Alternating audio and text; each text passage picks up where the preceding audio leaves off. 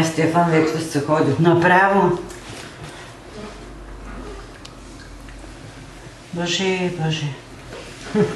Боже. Той не е за него, мамато. Той е за по-голямо бебенце.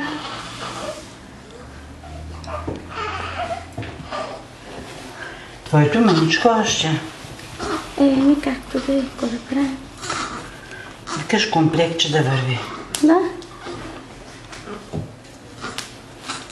Той ще му идея.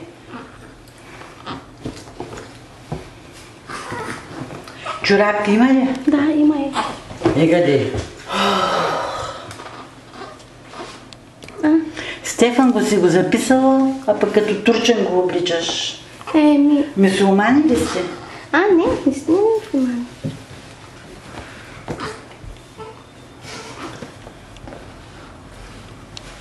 Мисля, това са турците от Нова Загора.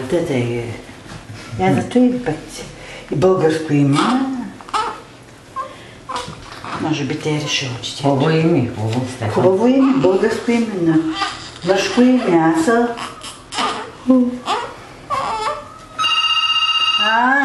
Тъй така.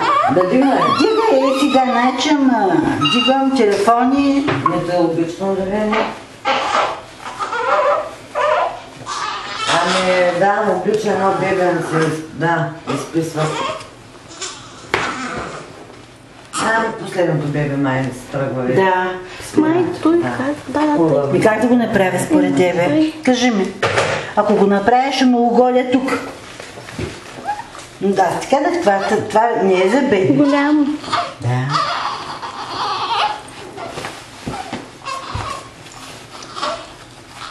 Той е тук, не. Е тук. Той ще закупчим. И как да го закупчим и да го обудим? Няма да го обудем. С той е така. Много лъскав то, Стефан! Много голямо му дойде. Трябва по-голямо беби да родиш. Не става. Веднъж да си тръгнете.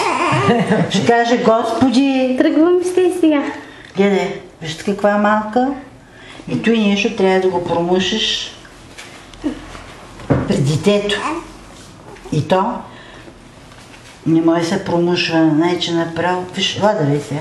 Как мога да промуша, моля ти са ми идеи, значи не ме изтормозва и глупости.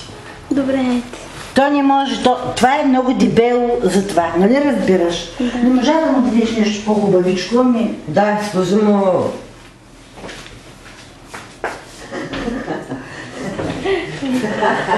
Сложи му шапка. Да, ма ще му сложа шапката и те.